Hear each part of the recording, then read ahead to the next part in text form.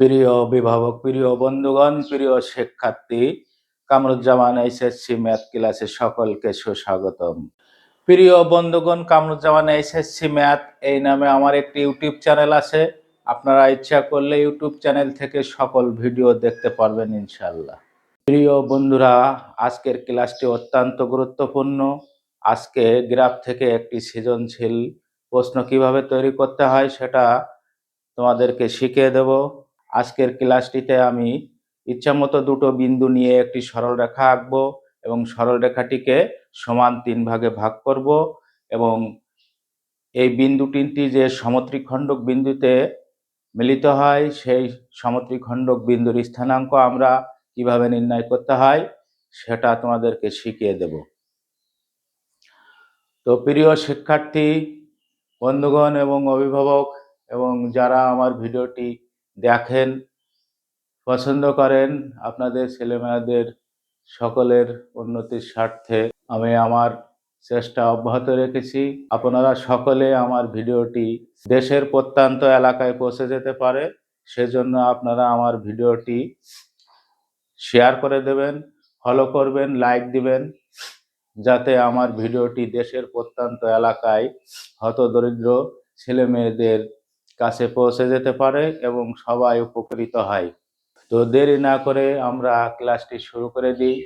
প্রিয় শিক্ষার্থী, তোমরা বোর্ডের দিকে মনোযোগ প্রদর্শন করো। তো প্রিয় শিক্ষার্থী, আমরা বোর্ডে ইচ্ছেমতো দুটি বিন্দু নিলাম। বিন্দু দুটি হলো a অফ -8, -8 ও b অফ 6, 6। প্রিয় শিক্ষার্থী, আমরা বিন্দু দুটি দিয়ে একটি গ্রাফ অঙ্কন করলাম।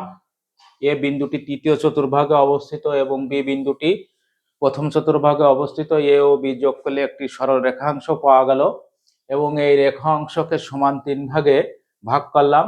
ভাগ করা বিন্দু বা সমত্রিখণ্ডক বিন্দুর নাম দিলাম সি এবং ডি। আমরা সি এবং ডি এর স্থানাঙ্ক নির্ণয় করব। এটি নির্ণয় করার জন্য আমাদের একটি গ্রামার মনে রাখতে হবে। একটি রেখা সমত্রিখণ্ডিত হলে রেখাটি 1:2 এবং 2:1 অনুপাতে অন্তর্বিভক্ত হয়। যদি আমরা এ কে x1 y1 এবং বি কে x2 y2 পড়ি, তাহলে সি বিন্দু এ বি রেখাকে 1:2 অনুপাতে অন্তর্বিভক্ত করবে এবং ডি বিন্দু এ বি রেখাকে 2:1 অনুপাতে অন্তর্বিভক্ত করবে।